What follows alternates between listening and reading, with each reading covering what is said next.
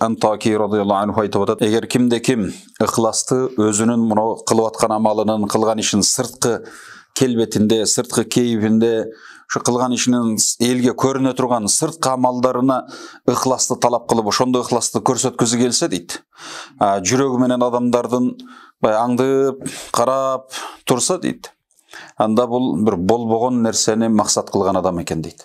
Көбүнчө кээде бизде ушундай болуп калат, сырткы келбетиңди келиштире, таза колуңду куушуруп, башыңды жерге салып, анан кабагыңды түшүрүп, сыртыңан караса, кээ бир адамдар көрсө, ой тим эле келишкен бул так окшойт, Кудай деген адам окшойт деп калат да, а бирок жүрөгүңдө сен ошо адамдардын ошонусун аңдып турасың, ошентип айтса. Мен ушундай деп кабыл алса, булар мен ушуну сезип калса дегендей кааласа дагы, каалабаса дагы бу адамдын оңолгор нафсиси кээде ошондойду талап кылат да. Нафсинин өзүнө эле кала турган болсо ишибиз, анда ал бизди таза ошентип риягер кылып, мактанчак кылып, элдин алдында бир эле элдин гана мактоосун, элдин гана көңүлүн каалаган адам кылып тынат да бизди. Анан биз ошол Куранда айтылгандай иннан нафсала аммаратун бису, эгер Алланы ойлобостон, Алланы зикир кылбай, жүрөгүндө иманы жок адам тек кана ушу нафсисине кала турган болсо, нафси менен шайтан бириге турган болсо, адамды тозокко алып барып салат, андан башка иши болбойт. Ошон үчүн бул кишинин айткан сөзүн карасаңыз, булар жанагындай да, ошол өз нафсилерине өздөрү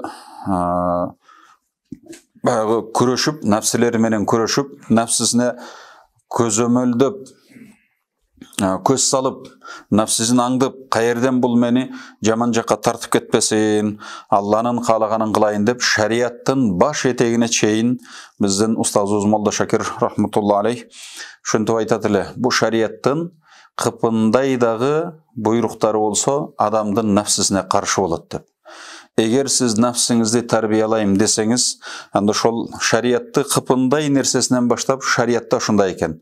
Алланын буйругу экен, Аллага жагат экен, пайгамбардын сүннети экен, бул арам экен, бул адал экен, бул макруh экен деп шариятта көрсөтүлгөн амалдарды аткара берсеңиз, нафсиңизди тарбиялаганга жеңил болот экен. Ошон үчүн бул киши айтып атат да, мына бул сөз кандай терең өзүнүн нафсисине мындай көз салган, аңдыган, тарбиялаган адамдардын сөзү да. Сырткы сен кейпиңде дейт, сырткы амалдарыңда сен ыхласты талап кылып, ыхласты көрсөтүп, сырткы амалдарыңда, ички дүйнөңдөн адамдардын аңдып турсаң дейт, жүрөгүң менен адамдар сага кандай карайт экен деп. Бул бир болбогон нерсени максат кылган адам дейт. Себеби ыхлас деген бул жүрөктүн суусу болот. Эгер ыхласың болсо, жүрөгүң тирүү турат дейт. Өсүмдүктөрдө, башкаларда адам баласы деле суу биздин негизги жашообуздагы азык.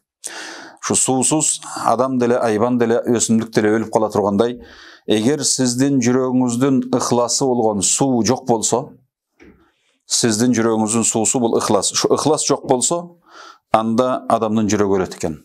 Анан да буга жардамчы болгон нерсе, эл көрсүн, кожо көрсүн, эл уксун деген түшүнүгүңүз болуп калса, ал ан сайын адамдын жүрөгүн өлтүрөт экен да.